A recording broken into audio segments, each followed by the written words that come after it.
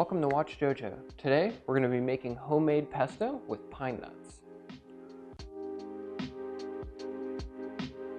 So let's go over ingredients first before we begin. So we have our fresh basil. I'm doing a fairly large batch. The reason I'm doing such a large batch is because pine nuts are pretty expensive.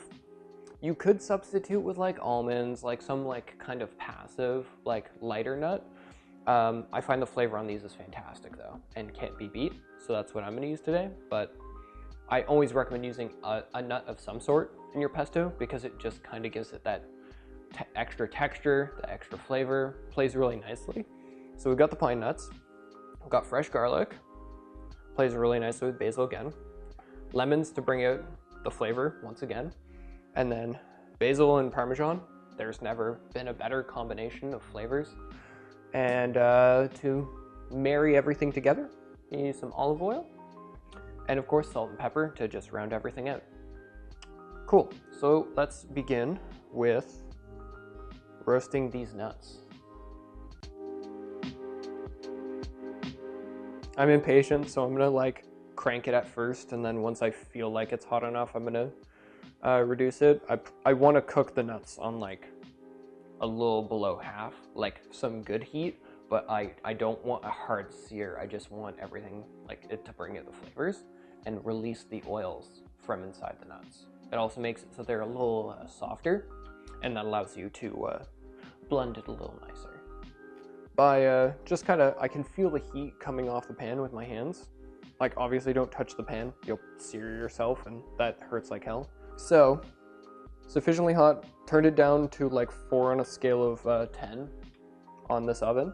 If you have a gas burner, A, count your blessings, those things are amazing, and B, it saves a lot of time. Flat tops like this take a little while to heat up. Same with like if you have one of those really retro coil ovens, they still make those. Those take forever to heat up too, so just be patient, or don't. Excellent. So now we're gonna roast these nuts. So I know that I had the right temperature because I can hear a really light sizzle. I'm gonna use something that's not my hands to move that around. So you see the dark bits? That's too much.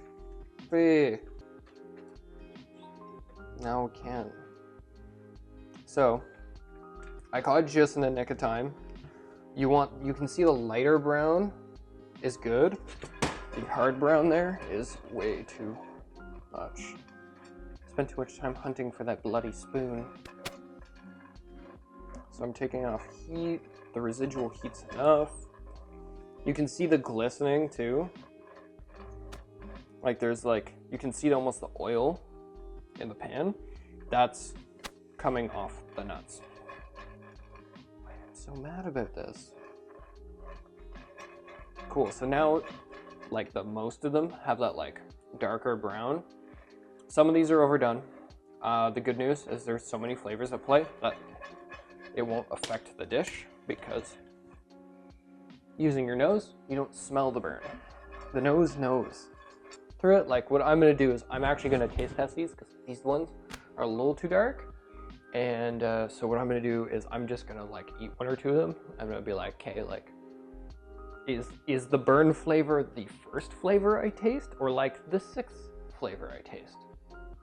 And that will tell me whether I can save it by using a bunch of really powerful ingredients to overpower that flavor so it's basically not existent, or if it's garbage and I need to like go through all these nuts and pick out all the ones that are seared and cry about it because pine nuts are so expensive. So for like flipping things, it's all on the wrist. So what I'm doing is I'm pushing forward and back. And while I'm doing that, I'm dropping the pan a little. Looks fancy as hell. It's actually really easily done. And it's basically the same logic as a pancake flip. Like with a pan, I can do like a more exasperated like motion going up. So I'm going out, up, and that would make it slip, especially with a lipped pan. Slip up and then catch. So you pull forward give it momentum so it slides off, pull it back just before it slides off. Now momentum is going this way towards you, so you catch it going backwards. So that's the motion of that. The way to cut your herbs, I've touched on a couple of other videos, but I'll go over it again. Like, you want to be slicing through rather than chopping. No chopping allowed, because you're gonna bruise the living daylights out of your whatever herb you're using. Now in this case, I guess it like matters, doesn't matter, because like I'm emulsifying it at the end anyways, but like it's good habit, always good to practice.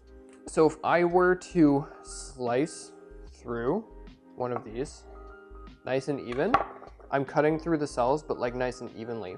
If I were like to chop it, you wouldn't see it right away, but between these two cuts, this one will turn brown way faster. So now I can't really use this yet. So what I'm gonna do with my basil here is I'm gonna pick all my leaves off the stem, because the stem actually has too much flavor for me to use. Like, it's too powerful and it's really hard to blend. Like, you have to really, really make your pesto a paste in order to use the stem. And then like, it's a little overpowering. So because I wanna do a more rustic styled, like almost like slightly chunky pesto because of the nuts, I have to avoid using the stem. So I'm gonna use all the leaves I can, all the really small ones I'm gonna put together, and then all the medium large ones, I'm gonna make into piles, like so that they're all folded together. And I'll show you why in a moment. So like this, I can like pick off a couple of these little pieces if I want, but like this, can't use it, unfortunately. There's a certain amount of stem you can use. Like, I'm not gonna chop off that stem. That's fine. And if I wanted to be a little more quick about things, like if I were grabbing bunches, let's see if I can get a nice result here for my example. So like I pull off all these ones at once. So I ripped off all the top, and so like I still have some stem there, but that's fine.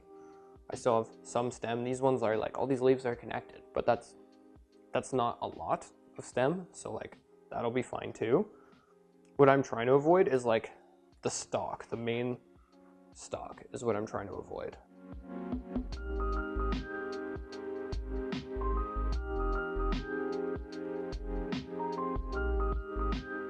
Now that we're doing close-ups on my basil, there are people who have worked with this herb before that are going to be like, your basil looks really rough. And that's because I kept it overnight in an environment that was too dry. I was supposed to keep it in like a moister environment, like in my fridge. Like, you have like the humidifier areas of your fridge. That's where you should keep them. I didn't, so now it's like really dry, and like presentation wise, I wouldn't really want to put too many of these leaves like on a plate as is if I was doing some fancy presentations, but like all the rules still apply. So I'm going to show you something really cool here, just as a quick aside, called a chiffonade cut. And what this is just like a really nice way to garnish with your basil. So what I'm doing, I'm very thinly slicing after rolling the herbs.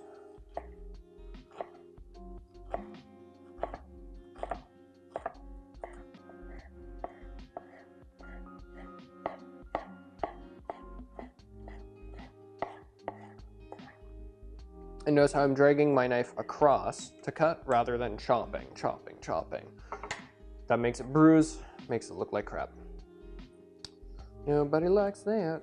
So the bonus point here is now my basil is like razor thin.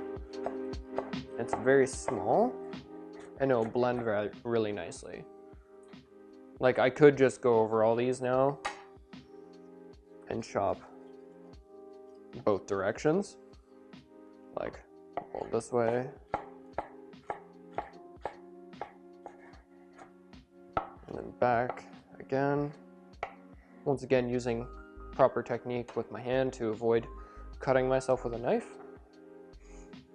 And you're always gonna end up with like a bunch of these little pieces, like stem, like with a little bit of stem on them. But because we're doing a pesto, we're just gonna bunch these up really tightly. And we're just gonna thinly slice these. Like, yes, we're not rolling them, but it'll work. It's all usable materials. The only stuff we didn't use was stems. And boop.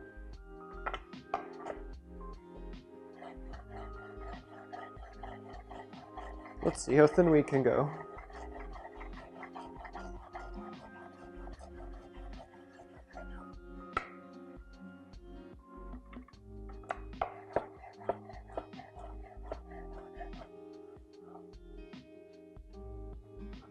Was that noise not like super satisfying? So here, because I'm using such a big batch, I'm literally gonna use like the whole clove. So let's peel these apart, garbage. And as for, I've touched on a couple of other videos, but if you slice off the ends here, that's what's really gonna hold on a lot of your skin here. There, acceptable. And if it's still holding on, what you can do is you can just slice through. You can just chop it in half too if you don't wanna mess around too much. I like having the whole piece though, before I crush it, that is. And of course, it's hella sticky sometimes. Chop off any imperfections. Boop, boop. Add it to the good pile and just keep on going.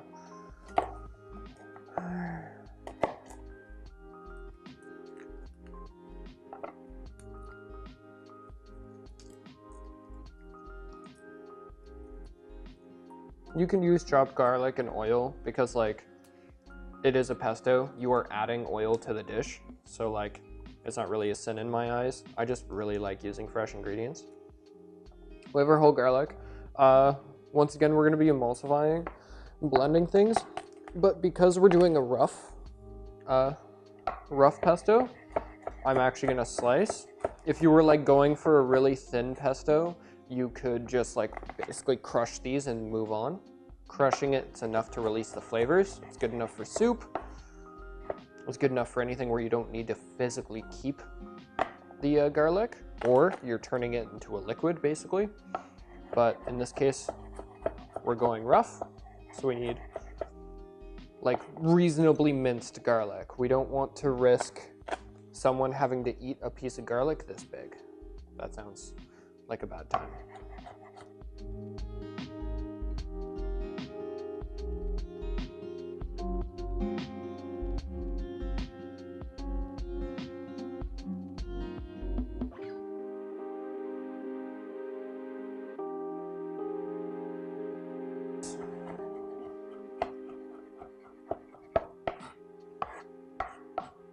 One more pass.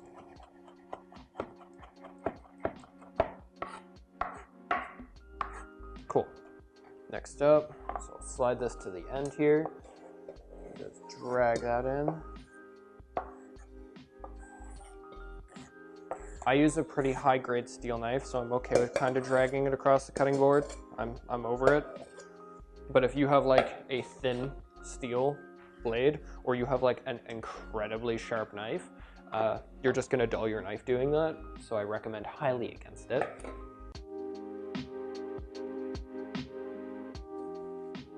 And now, let's do some lemons. So, trick with lemons here, I don't want any of the seeds. So I'm gonna chop around the core, because all the seeds are always gonna just be in the core of the lemon. Everything else is usable. And like you're still gonna hit a seed or two here, but they're so easy to take out. They're all just like barely on the inside here. So you're losing almost nothing there. Boom. So now I have all this lemon with no seeds, and all the seeds are just in the core, which is pretty cool. And I'm just not gonna use that core. I'm over it. So we're gonna do that for all 4 of these lemons because I'm doing a ginormous batch of pesto.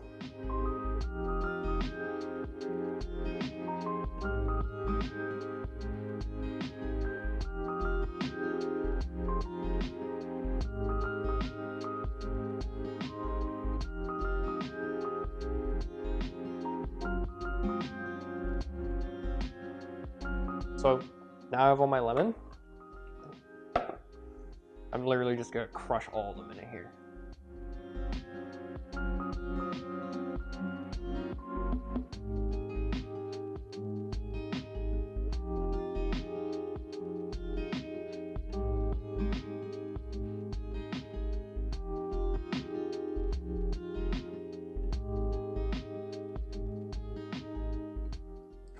Look at this gourmet piece of Parmesan.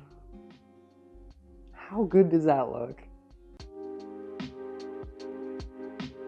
This is the only unusable part, and you get so much yield, better yield, than buying like dried Parmesan and like craft Parmesan or whatever you want to call it, like the fake Parmesan you can get that's like not even refrigerated. It's cheese that isn't refrigerated. How sketchy is that? This brick for me was like 23 bucks or something, and it's this huge piece, and I get it pretty cheap. But the benefit is, this is like literally like almost like a kilo, if not more, of Parmesan. It's dry, so it'll last longer, but you have to care for it. So you don't want to just like take this brick, throw it in my fridge, and then wonder why my $20 piece of cheese has gone bad. You want to seal it up with some saran wrap. You want to make sure it's nice and tight.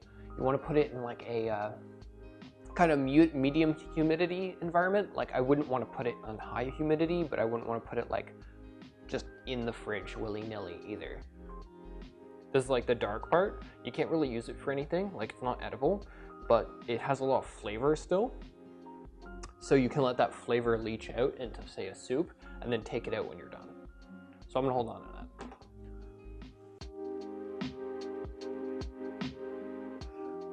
For those worried about me screwing up these nuts, they're toasted. They don't taste burnt. I'd say like that darker flavor I didn't want to really get in there. It's like 3rd or 4th. Still tastes right. So I'm going to be able to use the whole batch, which is nice. So I'm going to add all those nuts in here. And then now we're going to talk about oil. So I'm going to use olive oil. And as far as how much I'm going to use, I'm going to start with a pretty good quantity here. Just enough to kind of hydrate everything. I'm gonna use a hand blender here.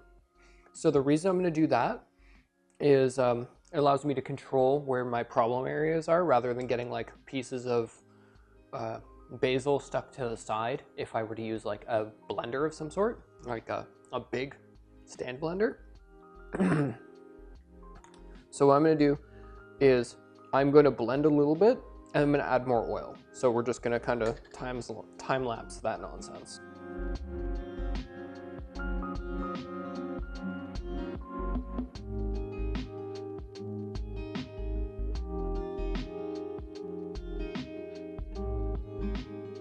Right here, I am looking to have everything fully submerged.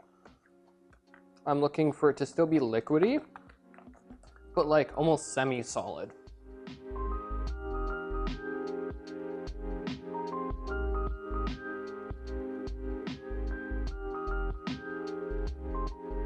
What's noteworthy is like this action is making it so I'm pulling and sucking up everything that's getting blended, and then I'm also kind of like bringing it to top, like I'm stirring it inwards. And what that allows me to do is kind of see the inside here and see the chunks and see if I see any chunks that I find too big. But right now, kind of just using this as like a strange ass whisk, I am looking for chunks, and I'm finding this to be like kind of the perfect level of chunky. Like there's some oil here, it's thick.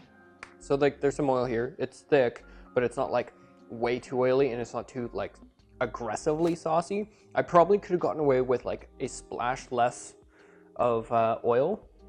However much oil you think you need, always go less and then add more afterwards, because it's impossible like right now to be able to take away that oil. But as far as like adding, you can always add more.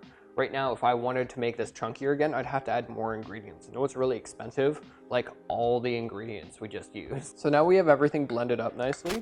What I'm gonna do is I'm just kind of spoon in my salt and pepper, but I'm gonna do a kind of taste test as I go along. So like step one, let's see what it's missing. It's gonna be missing salt and pepper. So like the flavors are all very strong. They're there, but they're like separated. Like they hit 1, 2, 3 instead of together. So let's add that complexity there. Let's not even go with that dash. Let's go with a pretty hefty amount of pepper here. So I love pepper, so like I like a really peppery pesto. I find that the sharpness brings out the flavors very nicely. If you're not a huge spice fan, you're not a huge pepper fan, go with less. And of course, a little bit of salt. Salt, always use less than you think you need, because once something's too salty, you're kind of screwed. So, mix this up. Use a whisk if you have it, but I'm just gonna have to ladle this all up to get out of the container anyways. So, this is already dirty, so I'm gonna use it.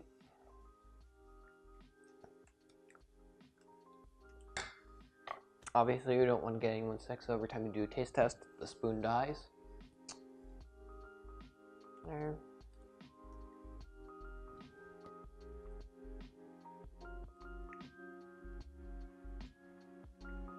I'm pretty happy with that.